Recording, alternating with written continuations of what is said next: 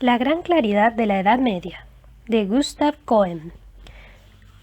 Capítulo primero, el nacimiento del francés y de la lengua francesa, segunda parte.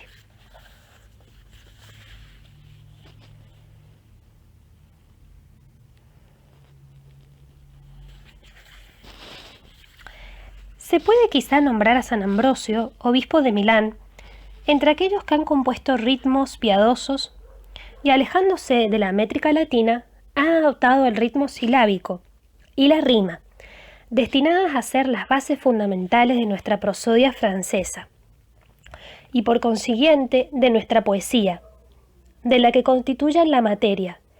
Pero, ¿quién fue el clérigo que se sirvió de ellos por primera vez para el elogio de una Santa Eulalia o de un Saint Leger o para la pasión del manuscrito de Clermont?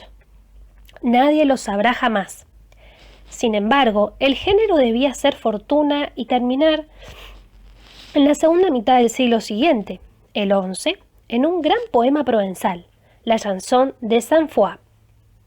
Nota al pie, publicada por Thomas, Classiques François du Moyen Âge, Paris, Champion, 1925, y también por Hopinfer et à l'Afrique, Strasbourg, Istra, 1926.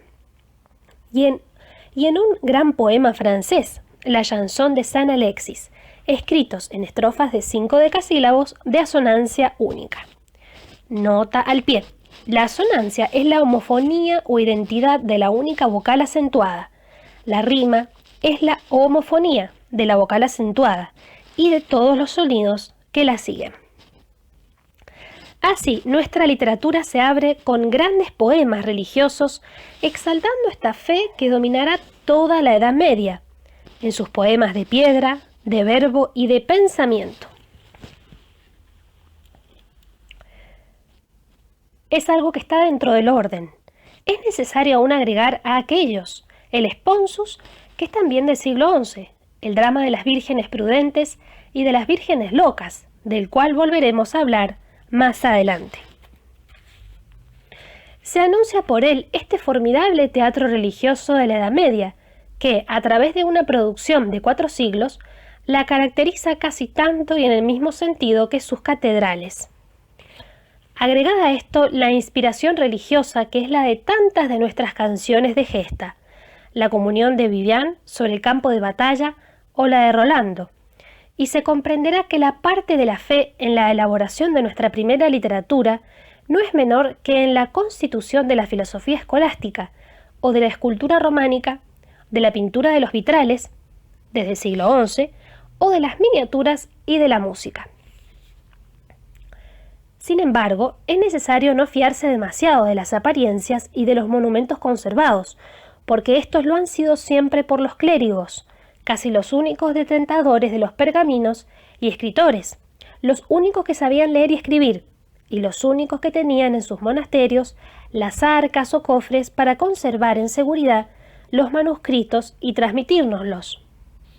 Pero como los pájaros de los bosques, los juglares errantes no han cesado de cantar, ni han cesado los viajes de narrar, de narrar durante las veladas, delante del hogar, mientras hilaban. Las noches de invierno son largas, ¿y en qué pasarlas si no es repitiendo los buenos cuentos del tiempo pasado? No hay fiesta o banquete de bodas que no se termine con canciones y danzas. No se dará nunca suficientemente el papel de la danza, no solamente como manifestación religiosa en el coro y alrededor de los altares, sino también en la elaboración de los diversos géneros literarios. Al comienzo de la Chanson de Sainte-Foy se hace alusión a cierta canción que se baila intresca, es decir, en la farándula, en honor de la santa, y en lo que se ha llamado un poco ambiciosamente la cantinelle de Saint Faron, conservada en una vida de santo del siglo XI. Se nos presenta a las mujeres batiendo las palmas para acompañar las rondas y los cantos con que celebraban a San Farón. ¿Cuántos términos no se refieren a la danza en nuestra poesía lírica? La balada, que aparece en el siglo XIII y viene de valer, bailar. El virelai, que viene de virar. El rondel, que viene de ronda. El stampí, que viene del alemán stampfen. Además, ¿se ha dejado nunca de celebrar a la bien amada en primavera, y sobre todo en mayo, por medio de cantos líricos, acompañados de danza y de música? ¿Se ha dejado nunca de narrar? No es esto una simple hipótesis, pues he encontrado en la fecunda Ratis de Egberto de Lieja, hacia el 987, la forma más antigua de Caperucita Roja, resumida en latín y ciertamente según una versión valona, y en ese mismo siglo X, hacia el 930, un largo poema latino, el Ecbasis Captivi, escrito por Radberto, en el monasterio de Saint-Epur en Lorena. Atestigua que la lucha épica entre el lobo y el zorro era ya conocida y narrada en esa región.